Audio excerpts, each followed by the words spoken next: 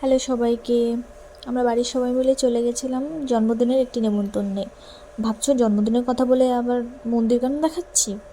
বলছি, জন্মদিন যেখানে হচ্ছিল তার আশেপাশে মন্দিরটা। তো আমরা একটু তাড়াতাড়ি চলে গেছিলাম, এক জায়গায় যাওয়ার ছিল, সেখান থেকে ঘুরে এসেও আমাদের হাতে প্রচুর টাইম ছিল।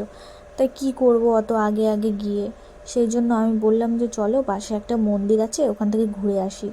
মা জেঠি কোনোদিনও আসেনি, তো এসে তো সবার খুব পছন্দ হয়েছে, ভীষণ প্রশংসা করছিল যে খুব ভালো করলি এখানে নিয়ে এসে।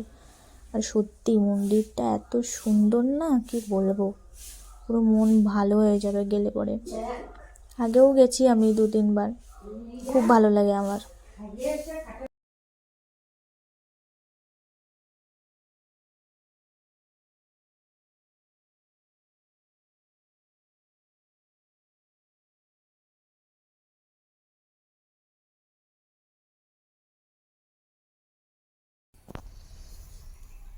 মন্দিরের ভেতরটা দেখেছো কি সুন্দর, ঠাকুরগুলো দেখো, এত সুন্দর মূর্তি, গৌর নিতাই।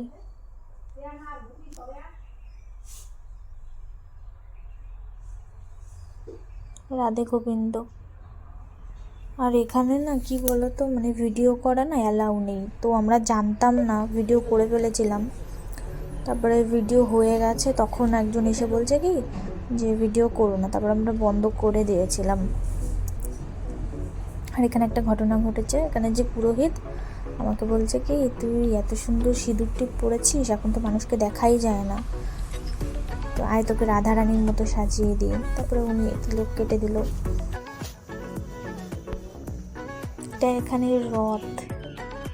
তারপর আমাদের মন্দিরে বসে তোলা কিছু ছবি তোমাদের সাথে শেয়ার করলাম, দেখো।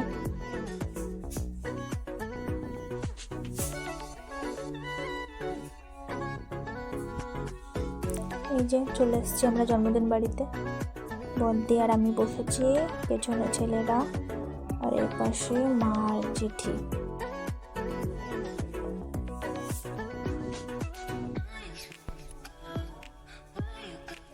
মা আমাকে কি বলছে শোনো, মা বলছে একটু টাকা পয়সা দিতে বল।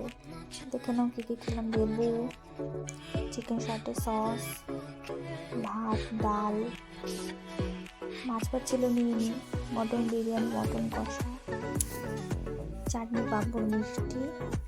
আর এখানে ছিল বার্থডে, যেহেতু কেক তো থাকবেই। তারপর এখানে ডান্স হচ্ছিল, পানের স্টল, সবাই পানি খেলো, আমি খাইনি। ভালো লাগলে সাবস্ক্রাইব করো, লাইক করো, কমেন্ট করে জানিও কেমন লাগলো। দেখা হবে অন্য কোনো ব্লগে।